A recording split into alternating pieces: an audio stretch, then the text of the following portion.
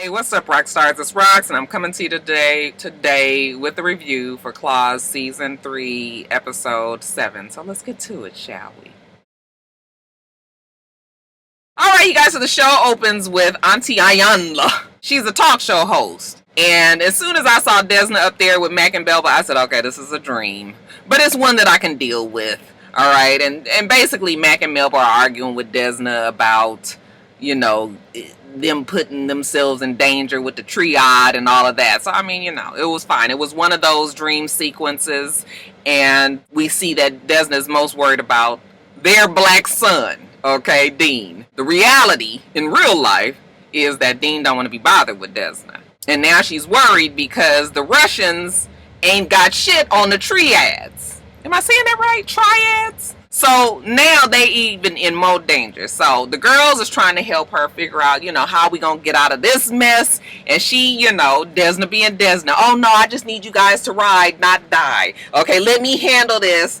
And I'm thinking to myself, like, girl, if you would just cut the middleman out, you gonna need him eventually anyway. So go on and let them be involved, They was like, oh, so you gonna let Roller help you? You gonna put your boy before your crew? Okay, you gonna have your boy do the work? But like she said, she don't want them to get hurt. They gonna be in it. Y'all just hold tight. Just stay around, okay? She gonna need you sooner than later. Now, Polly pulls Desna to the side. Well, she sees Desna in the other room, and she's just apologizing for this shit with Joe, And Desna realizes Polly's in deep. Like, girl, you didn't fuck around and fell in love with him, did you? Okay, Polly she in deep. She's sorry. But she convinces Desna that if she gets, if she can keep this contact with Joe, she can find out more about what Mac and Melba's planning to do, with Dean and all of that. Okay, so Desna does forgive her, and Desna does need an in, and right now Polly might be that person. So, we see Desna, she's at the casino. Remember, she's able to go back in now, and she's still trying to get to Dean. Roller gives her some good advice. Listen, don't go in with all the who banging and whatnots, okay? Let's just talk. Let's just be calm, all right? And Desna's always so frantic with Dean. She always amps the shit up. So, okay, we're going to try a different approach. So she goes over there. Dean is working he's playing at the table, Mahjong. And she sits down and she's just like, Dean, can we talk? Well, he don't want to talk about Mac and Melba. She says, no, we're not talking about them. We're going to talk about the triads and how triads. I don't know how to say it, and how dangerous they are. Well, you know what? He needs to focus on the competition right now. That is all he cares about. She was just trying to express to him how she's always been there for him. She's always tried to keep him safe. She tells him a story about how she even kept him from being adopted because, they didn't want to take both of them. And I'm listening to this story, and I'm thinking to myself, like, well, I know you don't think Dean is going to understand this, especially in the mind state he is right now. He's already pissed at you. Of course, Dean says, you were being selfish. You just didn't want me to go without you. And now, he's upset with her about that. But she's like, no, I did that for you. He said, no, you did that for you. And I guess really when you really, really look at it, it does sort of seem like she did it for her. I don't think that she did, but I can see why other people from the outside looking in would think that she did it for her.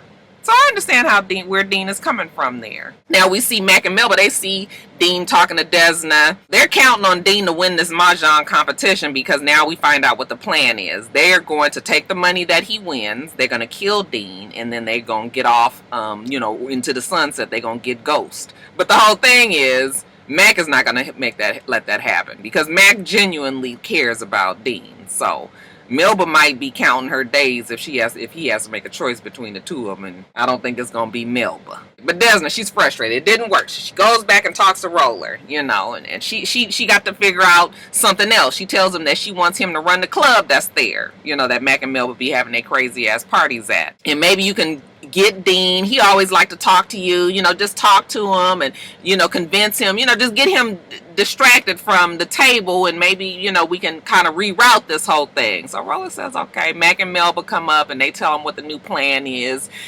Finally Mac and Melba, after they first didn't want to do it, they like, fine, whatever, just take the money. What you need? Money? Okay. So Roller goes and gets Dean and takes him to the club. He's got all these He needs help with the vision. Like, what needs to happen here? First, Dean is suspicious. Like, did Desna send you? But Roller says, no, I just want to know what you think. So, Dean says, well, you need some male, you need some male entertainment. Okay, business went up 30% when they had, when they added them at the, what was it called? Swinging dicks or swinging, oh no, that's here, huh? What was the name of it? Hammer. Oh, I can't even think of the name of it. But he was telling them that's what you need. And Roller says, you know what, you right. Okay, you get your boys together, y'all come and y'all do a performance tomorrow. And, he was like, no, I can't do that, because he got to concentrate for the Mahjong competition coming up. And Rollis is like, no, you go on and do this, you can do this, and Dean is like, you know what, I do miss the male body movement. He misses that. So, okay, maybe he will get in touch with the boys and maybe we'll come out. So, okay. This episode, I must say, was making me feel like the old Claws. Okay, had a little bit more. Was I the only one feeling like it was a little bit more tight? The storyline didn't feel like it was all over the fucking place. Things are starting to finally fall into place. I mean, I would hope so. They only have a couple of episodes left, you guys. But yeah, so we getting the strippers back. Okay, now Desna, who's in her office. The accountant is dead, so we got to wash this money somehow. So Patel has his boys go and take her a bag of money. Okay, now you the washer. She don't know how to clean no fucking money, so she go to Melba, and after Melba laughs to herself that, Desna, who seems to feel like she knows everything, don't know how to do this, Melba gives her a quick lesson on how they do it. They got some third grade teacher washing the money for them through the casino, trading the money in for chips, playing it, and then in return they give her money for school supplies. I was like, girl, you doing all that for school supplies? What else mama doing? Child, that's all y'all think is happening? Okay, now Polly, she's on the case, right? She needs to find out what's going on, so she goes back to Joe, and he's suspicious at first, like, what are you doing here? And she says that she missed him, and he was like, are you playing me? Because I'm not playing you. All right, now he gave her a warning, like, I really do care about you. And Polly says, no, she really wants to be there. She missed him. She don't know what to do without him, okay? I think there's some half-truths in there, and I'm thinking to myself, like, Polly, girl, you in trouble.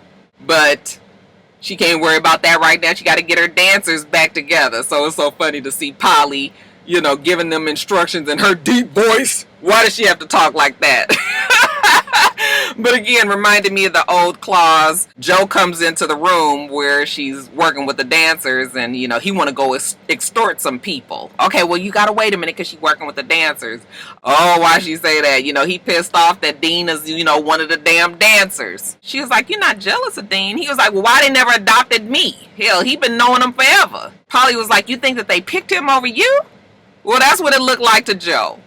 And so Joe don't like Dean. I said, okay, now Joe is going to be the wild card in all of this. We might go end up having to kill Joe by the end of the season, too. Roller goes and tells Desna that, they got the dancers back. Polly working with them. Okay, we about to have some male entertainment in there. Desna want to go rushing in. And he said, no. Now, remember, I told you easy. Let's just let this play out. It ain't no rush. We got this. So that night, we got Rollers Getting Money boys at the club, okay? And again, we needed this. It did feel like old Claws again, just to see them up there getting their groove on, all right? Desna not 100% with this, but she got to do what she got to do. So she's watching from the audience, but everybody else is seeming to love it. While she watching, Polly come and tell her that Joe is actually jealous of Dean, and he don't know what Mac and Melba's plan is. If they got a plan, they ain't told him. And Desna was like, so you mean to tell me that they really do care and love, Dean? Well, Mac does, but okay, I guess we're going to say both of them in this case, as far as Polly knows. Okay, and Desna's like, damn, this is even more twisted than I thought. But as far as the male entertainment is concerned, it's a success. Everybody enjoyed it. Afterwards, Dean is pretty open to talking to Desna. Desna's trying to keep her, a little bit more withdrawn, kind of not trying to jump all on Dean and tell him what to do. It was funny when she walked up and was like, hey, Roller, what are you doing here? He was like, okay, overkill, sit your ass down. But like I said, he's receptive because he's had a good time and everything went well. Desna talks to him, nothing too heavy, keeps it light. This might be a good thing. She even tells Roller, that this might be the better way to approach Dean. Okay, so Roller and her, they a team, and he seemed to have helped her out there. Good looking out, Roller. I know some of you guys are still suspicious of Desna and Roller. I'm still not quite sure. We'll see if he's going to turn on her eventually. Now let's jump over to Anne. We see Anne, she goes to her ultrasound. You know, she's worried because at first she doesn't hear a heartbeat. She's like, oh my God, something's wrong, you know. And Arlene is there with her. Just let the man do his job, you know. And sure enough, we hear that it always sounds like a skateboard on the sidewalk. When you hear the wheels hit the sidewalk, the cracks in the sidewalk, it goes, that's how a heartbeat when I hear a new fetus, or should I say embryo's heartbeat at the time. So yeah, this is real. We having a baby. Later on, Anne goes to meet with her brother, and her brother is feeling doubtful. Like, you know what? Florida ain't ready for a gay governor. He's feeling like he's not going to, you know, go against Patel. He's going to pull out of the race. And Anne and Arlene was like, no. Like, we need you. You got to do this. But he's not feeling, I guess he's just not feeling it. Okay, and Anne was like, and if you knew where he got his money from, and then she was like, oh my God, I said too much. I said, yes, you fucking said too much, girl. And he was like, wait, what would that mean? I mean, you can't drop that bomb and not say nothing else about it. So later on, we see him at a debate with Patel, and Patel is trying to force him out the closet. You know, well, why are you so for same-sex marriages? He says, well, my sister is a lesbian and she has a partner, you know, and I know they would love to be together and be happy together and yada yada yada. Okay, and Patel, you sure that's all? That's the only reason why you're interested, you know, why you support same-sex marriages? So he's trying to force him out the closet. Obviously he knows about Anne's brother. Okay, so he's against the wall. I'm thinking he's just going to say, yes, he's gay. But instead, he throws Anne under the bus. And he says, well, you know, I'll tell them about that when you tell them about the fact that you getting money bribes for prisons and you cleaning the money through the casino. Names the name and everything. I said to myself, now, Anne, did you not stress to your brother the importance of keeping his fucking mouth shut? Like, what you gonna tell the man all this and then for him to blast it? Like, he had no idea that he was putting you in danger by saying, I mean, when you hear about all this money involved, wouldn't you think that maybe there was some bit of danger to putting all this and blasting it? I understand the man was against the wall, but damn. Okay, now of course Desna and Roller, they watching it at the casino. You know, everybody, Anne is watching it where she is. Everybody is like, oh my God. Okay, because Anne is not the only one that's affected. It's everybody. But everybody knows that that's Anne's brother. So they figure that this is where they got the information from. So since he blew up everybody's spot, you know, Desna's trying to find Anne. She can't find her. She calls Polly. Okay, Polly's still with Joe, so she got to be undercover with it all. But she's just like, you know, her brother was on TV. He told everything. You know, I can't get in touch with Anne. We got to find her because if Mac and Melba finds her, the triad finds her, she dead. You need to find out if Mac and Melba even knows about this. So Polly was like, you know, I'm on it and I'll get back to you later. So she turns around and tries to get it out of Joe if he knows anything. But honey, Joe is so preoccupied. And he bothered with Dean. He pissed off about Roller getting the club. So no, he don't seem to know anything about Quiet Anne, at least not right now. But since he's so mad, Polly plays up the angle of, you know, you do so much for them. Why do you let them treat them like you do? Why do you even deal with them? And he tells her, you know what? I'm not going to never let nothing happen to you. Okay, so Polly still seems to have Joe's confidence, at least right now. Then, you guys, we see Virginia. She's decided that she's going to go out with Eric, okay, or EJ as far as Jen knows. So she tells Jen at the salon, and Jen is fine with it. Hey, y'all go on and do what you do. So we see Virginia out with Eric. Virginia want to know how he picked the tomato oasis. You know, real high classed it like. He says that him and Jen used to come there all the time. And everything is Jen, I'm supposing. Virginia was like, oh, it seems like somebody misses Jen. And then lo and behold, who should walk in the door but Jen and Bryce. Now, Jen and Bryce are celebrating the fact that they got a book deal. Because we saw Jen and Bryce meet with a publisher earlier. And I was like, this publisher is just very strange. I mean, he's in the office, his books all over the place, but it's just kind of shabby looking and all of this. But the publisher, you know, he loves the get it principle. you know what, damn it, we fixing to give you a $25,000 advance, and we gonna get some copies printed up, and we gonna have a book signing tonight. I mean, he didn't really pull out all the stops for Jen and Bryce, okay, and to get it principal. So yeah, they excited. So they celebrating at the tomato oasis too.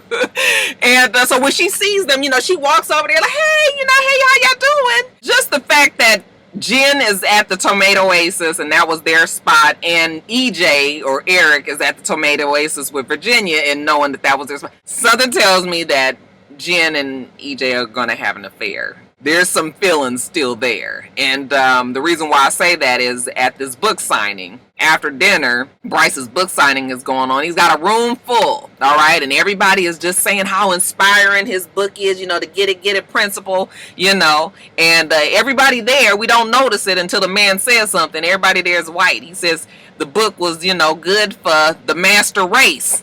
And Jen was like, oh my God, like, wait a minute, what is this? Bryce says, well, I'm not a racist. He says, oh no, we're not racist either. We are nationalists. That's the new name. And they're like, no, we not none of that. We got black friends, okay? And then Virginia and EJ there too. And they're like, and black co-workers. Oh, when they turn around and see them, child, it start to go real left. Next thing we know, it's a big old fight break out, because somebody accidentally hit Jen in the face. And y'all know Jen ain't going for that.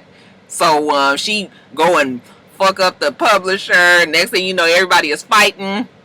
I thought it was interesting that EJ ran up there and grabbed Jen and picked her up. Now, we could say that he was just trying to keep her from, just trying to cut this whole fight thing. But we also could say that out of everybody in the commotion up there, you run to Jen, and you sitting right there next to your new girl, okay, and Jen has a husband. So, what, because now Bryce is small, Jen is bigger than Bryce, obviously. He wasn't going to be able to pick her up and pull her out of there. But like I said, I got my good eye on Jen and EJ. Let's jump over to Dr. Ken. We know that Dr. Ken is frustrated with his job from last episode. He ain't balling like he used to. All right, so he got an attitude. We see Uncle Daddy and Brenda. And Brenda was just like, okay, we've been having all this fun, you threading my needle and whatnots, but, what's Toby gonna think about this? He thinks that Toby gonna be fine. He a lineal. Not a lineal. But Brenda knows better. So when Brenda leaves out, Toby walks in. And lineal or not, honey, Toby is not feeling this. Uncle Daddy was just like, well, the heart wants what it wants. And besides, you was there when Auntie Mama was, he said the difference is Auntie Mama was a queen. And the two of you guys chose me together. You just chose Brenda on your own. Okay? Now, ain't nobody fixing to be here no sugar baby for you, and you still out here with the, Toby thought that he was about to have Uncle Daddy to himself. Now, you had to know that Uncle Daddy had all these special proclivities. He wasn't just gonna be with you. But I guess no, Toby didn't know that. But Toby starts to get hysterical. I've done all this for you and not even killed for you. And, this is the way you treat me. So Toby was like, you're gonna have to make a choice. But honey, it looked like Uncle Daddy really does care for Brenda. So Toby is about to be a wild card as well. So when Toby leaves Uncle Daddy, he goes over to Dr. Ken. He needs some fucking drugs. Okay, Dr. Ken was like, I know, we legit, we don't do that no more. He was like, man, please, you got all this shit here. You better get you a side hustle. Ain't nobody said that you couldn't sell this shit on the side. Don't nobody need to know. Give me my damn bottle. All right, so he gave Dr. Ken an idea because earlier there was one of the drug addicts who was trying to get some drugs from Dr. Ken. And, that's not in his new job description. But Toby ain't said nothing but a word. So now Dr. Ken goes and finds said drug addict and lets her know that he got the drugs. Okay? You can't say nothing. You can tell all your drug addict friends, definitely, but don't say nothing to Uncle Daddy and all the rest of them. Okay? Don't even say my name. All right? From now on, you call me Ishmael. She was like, I'll call you Beyonce shit. Okay? Just give me the drugs. So Dr. Ken might be back on the up and up. I said, Dr. Ken, now you can't be sneaking selling drugs. This is going to backfire on you. You don't have that kind of heart. But let's jump back over to Desna. So she goes to the salon. And surprise, surprise, Quiet Ann is there. She was just like, where the fuck you been? I've been calling you. Why did you tell your brother? You know, Quiet Ann is all apologize. I didn't know he was going to say that. I swear on my unborn child. You know, I didn't know that he was going to blow up the spot. Yeah, I still don't understand why her brother did that. But okay. Desna was like, for somebody with the name Quiet Ann, you talk too fucking much. Okay, come with me. So Desna is about to take her to somewhere where she can be safe. And Quiet Ann don't want to go. I was scared, but I'm not no more. Just take me back. And Desmond was like, nothing doing. You taking your ass to this motel and you going to wait there until I... And Quiet Ann was like, see, the same way you control Dean, you trying to control me. I don't... Listen, lady. Now, this ain't nothing about no damn control. This is trying to keep your ass alive. While she trying to give Desna that kind of grief, Mac and Melba call and tell her, you know what, you better find Ann. We looking for her too. Whoever get her first, she about to be dead. Okay, but Desna says she don't know where Ann is, and now Ann realizes that maybe she is in danger. So she get her to the motel, and Arlene comes there, and Desna leaves them to each other, and Arlene was like, I'm going to work this shit out. You know, we about to have a baby. I'm going to go work a deal out with Mac and Melba. Okay, first Ann don't want her to do it, but what other choice do we have? We about to have a baby. We about to be a family. We don't need this kind of shit over our head. Okay, so Quiet Ann tells her, you know, how much she loves her, and she sends her off to go talk to Mac and Melba. And at the same time, Joe tells Polly that Mac and Melba wants him to kill Quiet Ann. Polly is able to reroute him again. You know, they treat you like shit. They talk to you like shit. You know, look at how they treat they Mahjong son. You stand up to them. You just call them and tell them that you can't find Quiet Ann anywhere, and I can keep you preoccupied doing other things. Okay? Well, Joe seems to be with that. So, Desna, she rushes back to the casino and to Mac and Melba's office, and she's telling them how she can't find Quiet Ann, but she sees Arlene there, and she's like, what are you doing here? And she says, making a deal with Mac and Melba. So she tells them that she can make all this go away, but in return, they got to let Ann go. You know, they can't be trying to come after her or anything. And everybody seems to be with that, except the triad, whatever his name is. Bitch, you could have knocked me over with a feather when he slit her. I said, oh! Child, I was watching it at work. Don't tell nobody. And when he slit her throat, I screamed out loud, and my coworker was like, Roxanne, you okay? I'm telling you, I didn't see it coming. That's why I was like, now this episode was old claws. Had no idea that was going to happen. And child, one of the triads, they came and sliced Arlene's throat and killed her right there. Desna was like, oh! I was like, oh my God, Quiet Ann is going to die when she finds out and she dead now. Ain't no coming back from this one. The triad tells Desna he wasn't with all that Arlene was doing, and he about to see if he got to kill Desna too. I said, oh shit. I said, yes. Finally feeling a little bit more like the old claws, y'all. What did you guys think? Did you feel old claws feelings as well? Alright, rock stars, let me get off of here, get back to work. You guys make sure that you rate, comment, and subscribe to the channel. I'm itsrox. The channel's for itsrox, and everything else I do will be in the bottom bar. Alright. So I hope that you have a wonderful, wonderful rest of your day, and I plan on doing the same. Until next time, rock stars. Bye.